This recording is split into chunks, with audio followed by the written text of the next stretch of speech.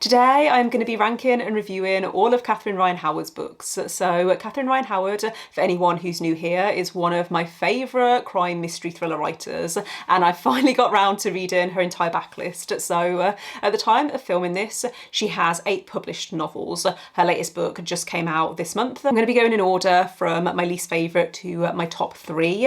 My top 3 is like my definitive top 3. The rest, other than the first book that I'm going to talk about, which I didn't love as much as some of her other books, the rest are kind of interchangeable depending on my mood. I think we can just dive right in. These are going to be spoiler-free reviews, so do not worry, I'm not going to go into too much detail on the plot and stuff, especially because she does write thrillers. I feel like with thrillers, it's better to not know as much. And because I've enjoyed the majority of her books, I really want you to check out some of these. So we're going to kick things off with my least favourite of her books, and that is Rewind, which I believe came out in 2019. This is actually the most recent of her books that I read. It was the last one that I had on my list, and unfortunately this is the one that I gave 3 stars. I thought it had an interesting concept, but the execution didn't quite work for me. It felt unnecessarily complicated. So to give you a very brief synopsis, this book opens with a very brutal murder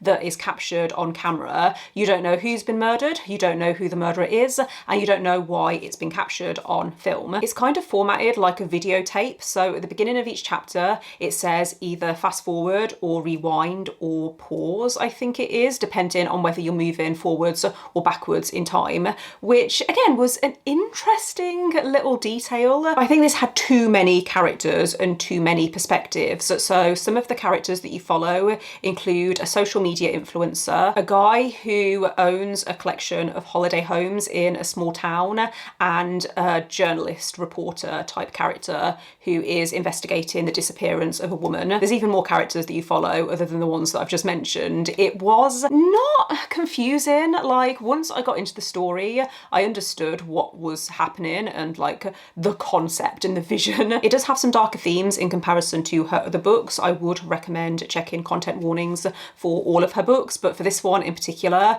it was uncomfortable in places, and I think that was deliberate. It was fine. As I was reading it, I listened to this one on audio and I thought the narration was good. It kept me engaged, but I don't think this is one that's going to stick with me long term. Next up we have The Liar's Girl, which in my opinion has the most generic title and front cover out of all of Catherine Ryan Howard's books. The synopsis also doesn't sound the most unique. However, I thought this was done well. I thought it was cleverly written, and even though I've put it near the bottom of the list, I still think it's worth checking out. So in this, we're following a main character called Alison, who 10 years ago when she was in college, her boyfriend at the time was convicted of being a serial killer. She has since moved away, she's moved to a different country, started a new life, and she's tried to put the past behind her, but she's still haunted by what happened back then because she can't believe that someone she was that close to turned out to be a murderer. In the present day, the police are investigating because they believe a copycat killer is replicating the killings from back then. Alison's ex, Will, claims that he has information that might help the police, but the only person that he'll talk to is Alison. So we follow her as she travels back to Ireland and helps with this investigation. There's 2 timelines that you follow in. You have this present day timeline, but also you see flashbacks to the past when Alison is going off to college, and I loved that past timeline. I found it so nostalgic. It mentioned little details that took me back to when I was going off to uni. There's also a complicated friendship, which I thought was handled really well, and I thought this book had a lot of great suspense and tension. The middle dragged just a little bit, and it's something that I've noticed with some of Catherine Ryan Howard's earlier books. I think they're a bit too long, and you can really see that in her more recent work because they are more closer to like the 300-page mark, whereas some of her earlier books are closer to 400 pages, and I think you could have cut about 50 pages out of this one. The ending I also thought could have been a little more impactful, so not one that was super memorable for me, but I enjoyed my time reading it and I would recommend it. Next up we have Distress Signals, which was actually Catherine Ryan Howard's debut. I personally didn't think that it felt like a debut, other than the pacing issues, which I mentioned I had similar issues with The Liar's Girl. This was, in my opinion, really well written. It was cleverly written. It had a twist that I did not see come in, which is why initially I was going to give it a 3.5, but but I ended up rounding up to 4. It follows a guy called Adam whose girlfriend goes missing while on a work trip in Spain. However, once he begins investigating, secrets come to light and he tracks her disappearance to a cruise ship. That is all I'm going to say about the plot. I think out of all of her books, this is one where the less you know, the more you're likely to enjoy it, because I was not expecting the direction this went in. I think this would be a great book to read on holiday. Maybe not if you're going on a cruise, but if you are looking for a good summer holiday thriller, then I think this would be a good shout. I learned a lot about cruise ships and maritime law, which I found interesting.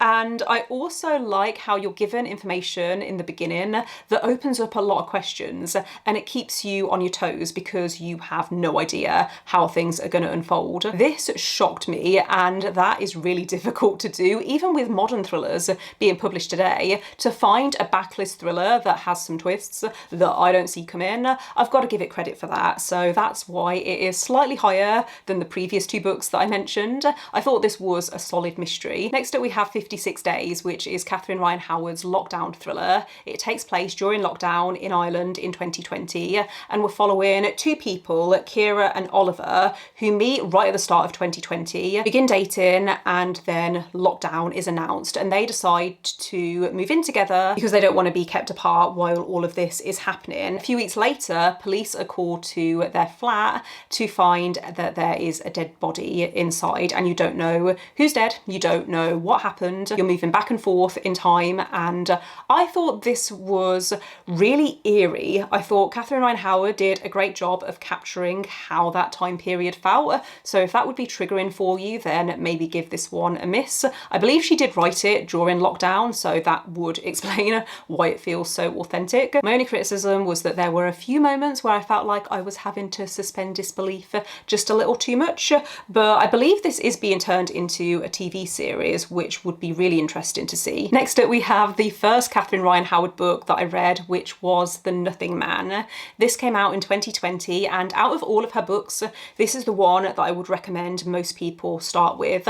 I think it has the most interesting hook, and I also think it has the widest appeal. I think most people would enjoy this over some of her other books. In this, we are following Jim, who is a security guard working in a supermarket. One day he comes across a new true crime memoir that's just been published, and it was written by this woman called Eve Black, who, when she was a child, she was the only survivor of an attack on her family by this serial killer called the Nothing Man. As Jim begins turning the page, he becomes very angry because he is or was the Nothing Man, but he was never caught, and he begins to suspect that Eve is very close to working out his true identity. Would really recommend this if you like the book within a book trope.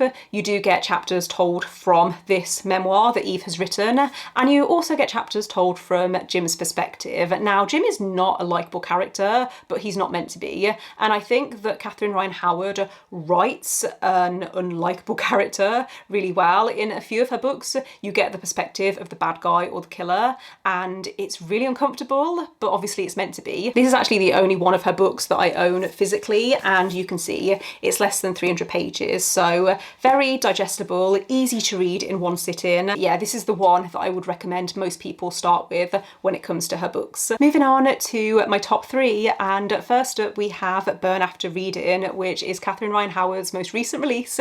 It came out a few weeks ago in the UK and Ireland.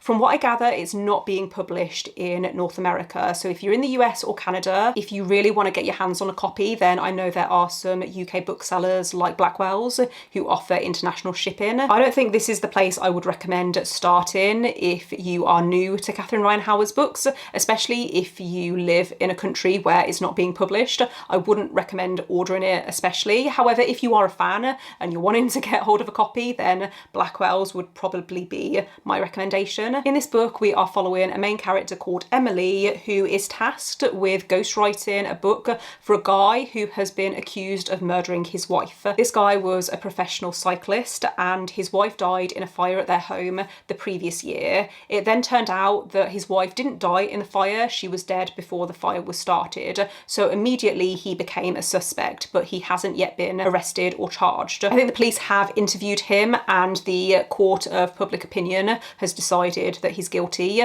but he is determined to tell his side of the story. mystery, and our main character is asked by her publisher to fly out and meet him and interview him. This has a lot of discussion around morality and how Emily feels she has no choice but to accept this job.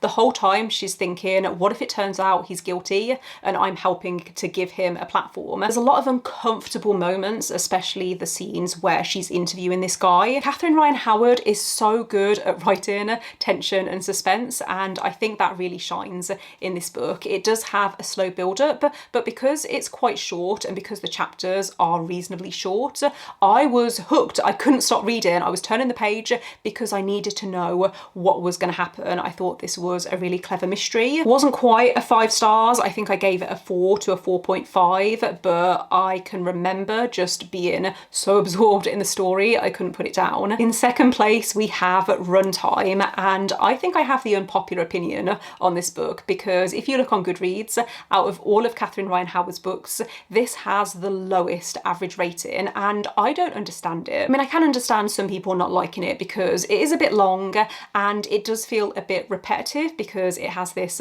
multimedia element, but this is the kind of thriller that I would expect to have like a 3.7 or a 3.8 average rating. In this, we are following a main character called Adele, who growing up was a soap star in Ireland.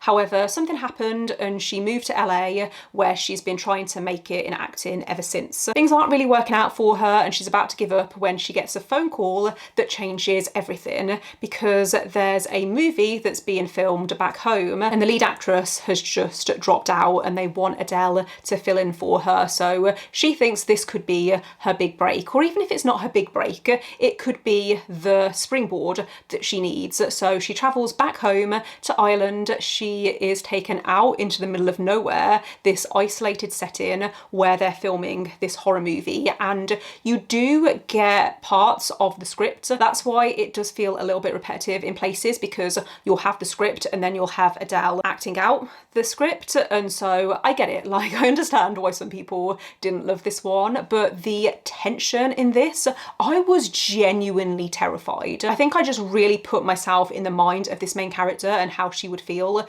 being on set when things start to feel uncomfortable. I love an isolated setting and I thought this did that really well, and my main memory of reading this book is having to put it down because I knew I wouldn't be able to sleep that night if I carried on reading. Even though it is over 500 pages, I think I read it in like 2 days. It didn't feel that long to me, so I think in the end I gave it like a 4.5, rounded up to a 5 stars just because of that feeling that it gave me. So if you are familiar with Katherine Ryan Howard's books, you will already know that the book I'm putting in first place is of course The Trap, which came out a few years ago, and initially I was going to give it a 4.5. However, this book has stuck with me. I can't stop thinking about it. It's absolutely a 5 stars, and I don't understand why this again doesn't have the highest average rating on Goodreads.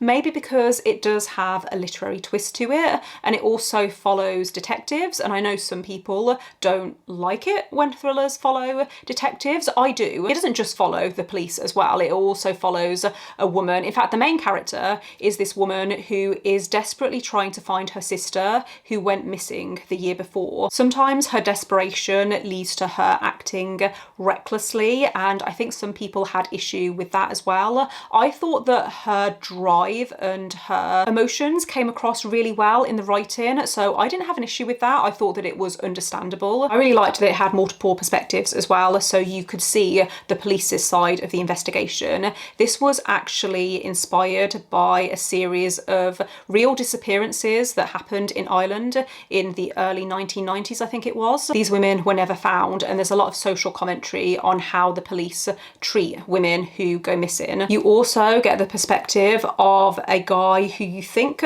might be the killer, and those chapters were so unsettling. This had some of the best slow building tension that I've ever read in a thriller. I thought it was extremely clever. I was so anxious by the time I got to the end of the book, and I didn't predict what direction it was going to go in. So yeah, one of my favourite thrillers of all time, and one that I don't think I'm ever going to be able to stop thinking about. I think that's a good place to end this video. So thank you for watching if you made it this far. If you are interested in any other videos where I've ranked and reviewed different authors' backlists, then I will leave those linked in the description. I've done this video previously for Ruth Ware and Riley Sager, so those videos will be in the description. But otherwise, let me know if you have a favourite Catherine Ryan Howard book, or if you haven't read any of her books, which one are you most interested in starting with? Don't forget to give this video a thumbs up if you enjoyed it, and click subscribe if you would like to see more videos from me. But otherwise, I will see you next time. Bye.